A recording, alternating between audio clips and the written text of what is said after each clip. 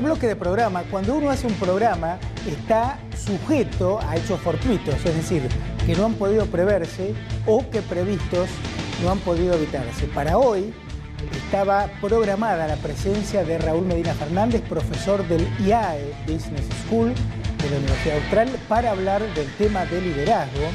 Recordemos que grabamos el programa los martes y el avión que lo traía de Buenos Aires tuvo que seguir de largo a Bariloche porque en el aeropuerto de Neuquén no se podía aterrizar. Por lo cual nos vimos en la necesidad de cubrir ese bache con una nota que grabamos el año pasado con Carlos Alberto Montaner, escritor cubano, en oportunidad de nuestro viaje a Rosario, con temas que son de fondo y que tienen una gran actualidad. Señor director, vemos la nota, por favor. Carlos Alberto, en sus libros usted plantea la importancia de la educación para el desarrollo económico. ¿Cómo se puede mejorar la calidad educativa en Latinoamérica? Bueno, yo creo que todo comienza por un gran esfuerzo en las escuelas pedagógicas. Si algo sabemos con bastante precisión es que no podemos esperar que haya buenos estudiantes si no hay buenos maestros. Y los buenos maestros se forman generalmente en las facultades de pedagogía. Pero para reclutar a los mejores maestros para las facultades de pedagogía, la profesión de maestro tiene que ser mejor remunerada y tener un mayor nivel de reconocimiento social.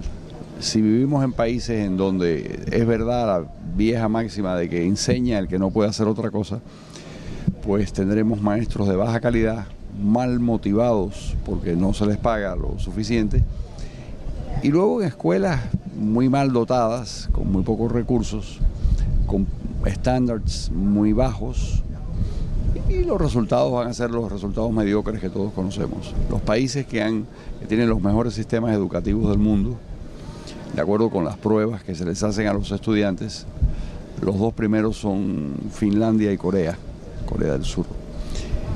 Y en los dos casos vemos un gran esfuerzo en la formación de los maestros y en la metodología de la enseñanza. Porque no hay la menor duda que para que un país se desarrolle necesita tener un capital humano poderoso, y ese capital humano se forma esencialmente en la educación.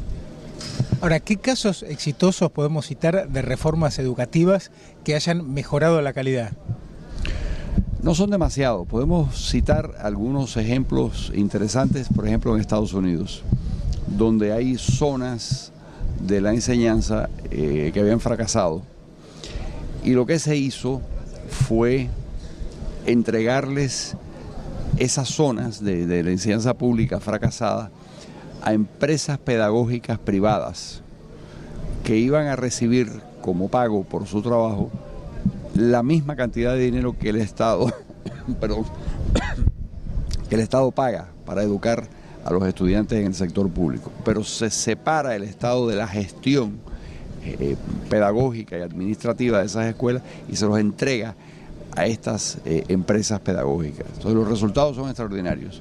En el plazo de 2 años cambian el currículo, forman a los maestros, que generan unos mecanismos internos, unos reglamentos internos de comportamiento de los estudiantes, y al cabo de los 2 años vuelven a hacer la medición de resultados y son extraordinarios. Lo que quiere decir que se pueden hacer reformas. En general, la mejor reforma es sacar el control de las escuelas de manos del Estado, que es una cosa muy impersonal, y colocarla en manos de la sociedad. Tiene un ojo mucho más crítico y mucho más preocupado por los resultados que lo que es el Estado, que generalmente no tiene. El Estado directamente, quiero decir. No se trata de que el Estado se despreocupe del asunto, sino que el Estado no se convierte en el gerente de la educación porque lo va a hacer mal. En casi todos los países latinoamericanos, por ejemplo, es evidente que la enseñanza privada es mejor que la pública.